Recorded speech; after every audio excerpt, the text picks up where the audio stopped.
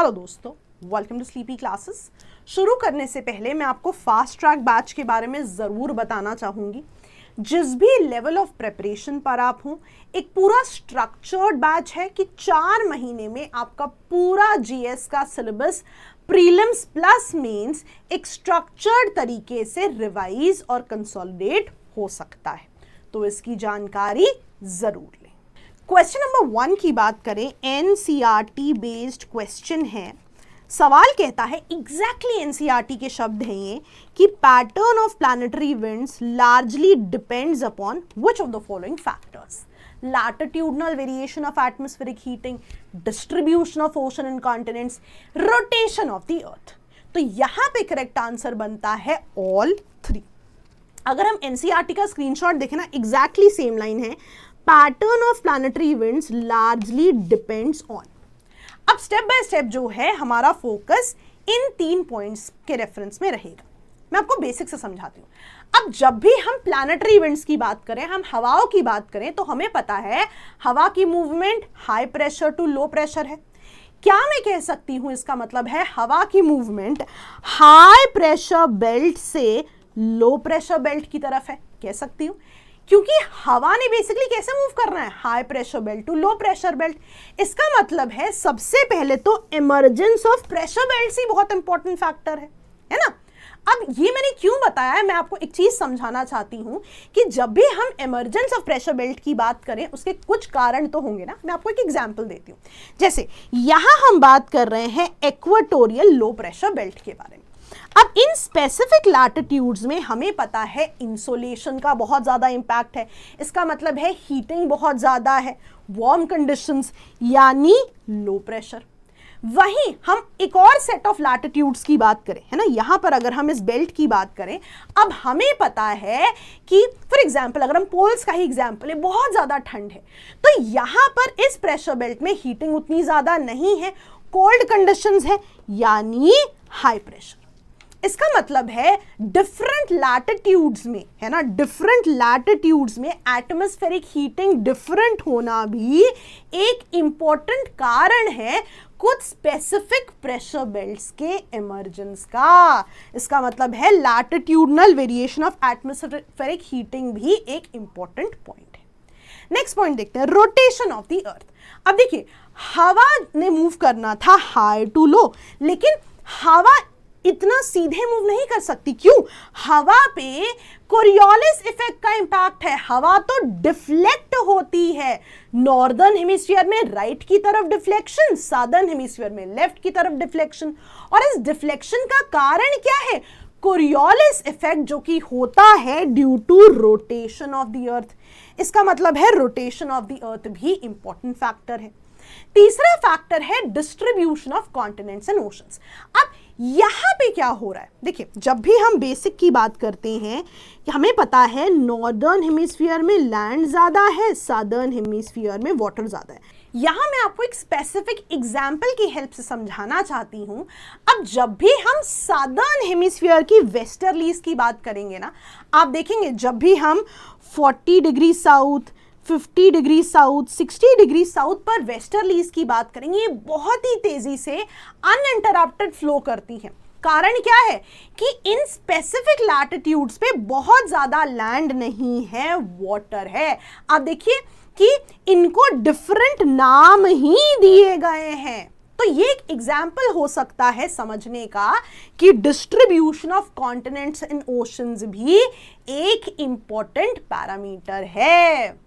Question number 2 की अगर हम बात करें, ये कोपन क्लासिफिकेशन का सवाल है और एनसीईआरटी में दिया गया है। कुछ स्पेसिफिक कैरेक्टरिस्टिक दिए गए हैं, बेस्ड ऑन दैट हमें क्लाइमेट टाइप को आइडेंटिफाई करना है।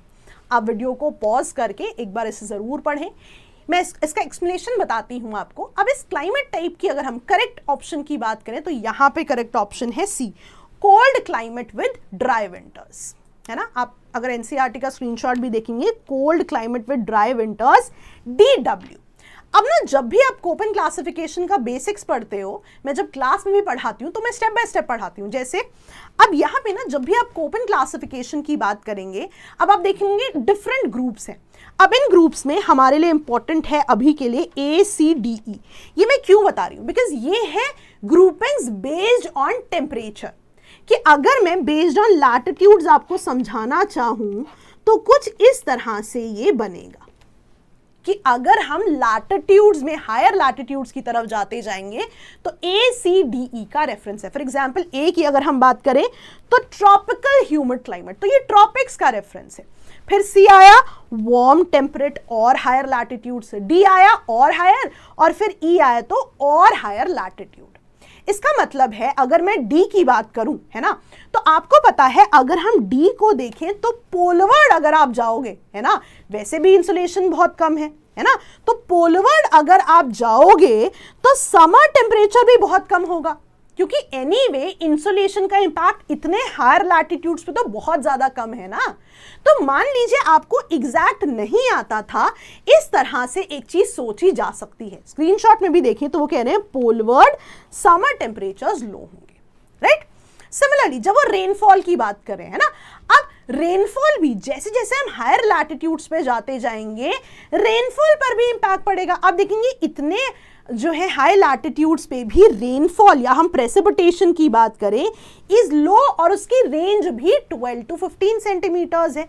यहां पर भी आप देखें वही वो कह रहे हैं एनुअल प्रेसिपिटेशन इज लो, है ना, एंड इज अराउंड 15 सेंटीमीटर्स। फिर सेकंड ऑप्शन की बात करते हैं, ठीक है। अब ना ये कुछ बहुत कॉम्प्लिकेटेड लिखा है, मैं आपको सिंपल शब्दों में समझाती हूँ, ध्यान से देखिएगा। लेट्स से जिन रीजन्स की हम बात कर रहे हैं, अब वहां पे ना आप मानिए कि कुछ पार्ट लैंड का हम रेफर करेंगे और हम वाटर की बात करेंगे, है ना, अगर मुझे इस कॉन्सेप्ट को समझना है। अब लेट्स से मैं समर की कंडीशंस की बात करती हूँ। अब समर में क्या होगा, लैंड जल्दी हीट अप होता है as compare to water body, तो लैंड पर वार्म कंडीशंस होंगी यानी लो प्रेशर। उस समय पर वाटर बॉडी उतनी हीटेड नहीं होगी, वहां कोल्ड होगा, हाई प्रेशर। मतलब हवा कैसे मूव करेगी, हाई टू लो। विंटर्स में क्या होगा, विंटर में अब लैंड कोल्ड हो जाएगा, हाई प्रेशर। अब जाके वाटर वार्म हुआ होगा, लो प्रेशर। हवा कैसे आएगी, हाई टू लो। इसका मतलब है क्या आपको लग रहा है कि कहीं ना कहीं रिवर्सल ऑफ विंड की बात हो रही है? एक बार हवा की डायरेक्शन ये थी, एक बार हवा की डायरेक्शन ये है ना, और ये भी सीजन्स में हो रहा है ना। तो क्या अगर आपने मॉनसून पढ़ा है, आपने पढ़ा भी होगा सीजनल रिवर्सल ऑफ विंड, है ना, सीजन भी बदल रहा है और रिवर्सल ऑफ विंड हो रहा है। तो यहां पे देखिए कि यहां पे क्या होता है, monsoon like reversal of wind होता है इस रीजन में, पहली चीज। दूसरी चीज देखिए, वो कह रहे हैं development of pronounced winter anti cyclone, और जो वीकन हो जाता है समर में। इसका क्या मतलब हुआ, अब ध्यान से देखना, विंटर एंटी साइक्लोन, जब हम लो प्रेशर की बात करते हैं, और लो प्रेशर में हम कह रहे हैं कि लो प्रेशर पे हम बात करते हैं कि हवा कन्वर्ज हो रही है, ऊपर जा रही है, बादल बन के बारिशें हो रही हैं, है ना, और हाई प्रेशर पे हम कहते हैं कि हवा तो जी चुपचाप डिसेंड हो रही है। तो कई बार आपने पढ़ा होगा लो प्रेशर के साथ हम शब्द यूज करते हैं साइक्लोनिक कंडीशन, और हाई प्रेशर के साथ हम यूज करते हैं एंटी साइक्लोनिक कंडीशन, राइट। अब देखो ये क्या कह रहे हैं, ये कह रहे हैं विंटर में एंटी साइक्लोनिक कंडीशन है। ऑफ कोर्स विंटर में यहां हाई प्रेशर है, एंटी साइक्लोनिक कंडीशंस है, लेकिन जैसे ही समर आ जाएगा अब क्या होगा, अब ये कंडीशंस वीकन हो जाएंगी, अब हाई प्रेशर नहीं रहेगा, अब लो प्रेशर हो जाएगा, वार्म कंडीशन है। सो दिस कंडीशन वीकन्स, जब भी समर आएगी अब वहां पे वार्म कंडीशंस हो गई, अब एंटी साइक्लोनिक कंडीशंस नहीं है। और जब ये कंडीशंस बदलती हैं, हमने देखा कि रिवर्सल ऑफ विंड की कंडीशंस बनती हैं।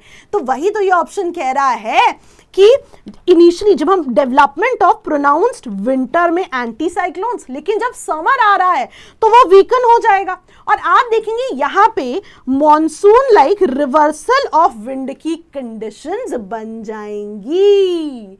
तो ये तीनों ही कंडीशंस आप देखिए एनसीईआरटी में दी गई है, तो ये बहुत ही इंपॉर्टेंट पैरामीटर्स हैं जिन पर हमें फोकस करना है।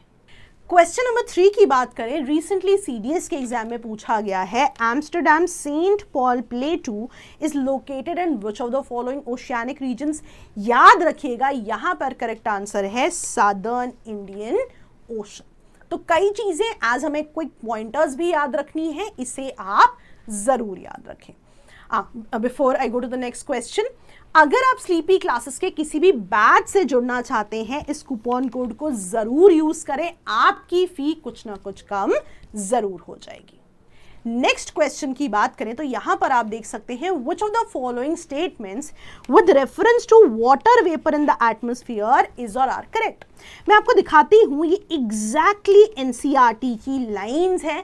कई बार ना ये कंटेंट मिस हो जाता है, तो यहां पे देखिए दो ऑप्शंस हैं, it has a role to play in the stability and instability in the air. Next, it acts like a blanket allowing the earth to neither become too cold या टू हॉट। अब ना मैं आपको NCERT में दिखाती हूं, दोनों ही लाइनें दी गई हैं, आप स्क्रीनशॉट भी ले लीजिएगा चाहे, बोथ 1 and 2 यहां पर करेक्ट है। मैं आपको दिखाती हूं, आप देखिए water vapour also contributes to the stability and instability in the air. अब क्योंकि आप देखेंगे पैराग्राफ की आखिरी लाइन है, कई बार मिस हो जाती है, इसीलिए मैंने कैटेगोरिकली ये मार्क करके बताया है। और देखिए बता भी रहे हैं that this acts like a blanket allowing earth neither to become too cold nor too hot. तो इसीलिए आप देख सकते हैं दोनों लाइंस जो हैं एनसीईआरटी में दी गई हैं, आप इन पे फोकस जरूर करें। ये क्विक पॉइंटर्स हैं, इन पे ध्यान जरूर देना चाहिए। लास्ट क्वेश्चन की बात करें, यूपी के एग्जाम में सवाल पूछा हुआ है। सवाल कहता है, Tamil Nadu coast remains dry during south west monsoon season, ऐसा क्यों है। अब यहां पे करेक्ट आंसर अगर आप सॉल्व करने की कोशिश करेंगे तो बनेगा डी। मैं ना आपको एक्सप्लेनेशन समझाती हूँ। देखिए जब भी हम साउथ वेस्ट मॉनसून से बारिशों की बात करें ना, हमें अरेबियन सी ब्रांच और बे ऑफ बंगाल ब्रांच की बात करनी पड़ेगी। अब यहां पर हमें बात करनी है तमिलनाडु कोस्ट की, राइट। अब सबसे पहले अरेबियन सी ब्रांच की बात करें तो Arabian Sea branch of south west monsoon जब वेस्टर्न घाट्स पहुंचेंगी तो विंडवर्ड साइड पे तो बहुत बारिशें होंगी, लेकिन rain shadow area levered side पे बारिशें नहीं होंगी। अब यहां एनसीईआरटी का स्क्रीनशॉट है, ये बताया जा रहा है कि Tamil Nadu coast lies in the rain shadow area of Arabian Sea branch. वहीं अगर हम बे ऑफ बंगाल ब्रांच की बात करें, आप देखेंगे ये तमिलनाडु कोस्ट के पैरेलल है, उसकी तरफ नहीं है, पैरेलल है। तो वही वो बता रहे हैं, Tamil Nadu coast situated parallel to the Bay of Bengal branch. यही वो कारण है जिसकी वजह से Tamil Nadu coast remains dry during the south west monsoon. तो इन पॉइंट्स को जरूर याद रखिएगा, ऐसे बहुत से कंटेंट के साथ आपसे मिलते रहेंगे। ज्योग्राफी का बैच शुरू हो चुका है, आप यदि इससे जुड़ना चाहें हमारे नंबर्स पर ज़रूर कॉल करें, और जैसा मैंने बताया कि इस कूपन कोड को ज़रूर यूज़ करें। अगर आप किसी भी बैच से जुड़ना चाहें, आपकी फ़ी कुछ ना कुछ कम ज़रूर हो जाएगी। Thank you so much, bye bye.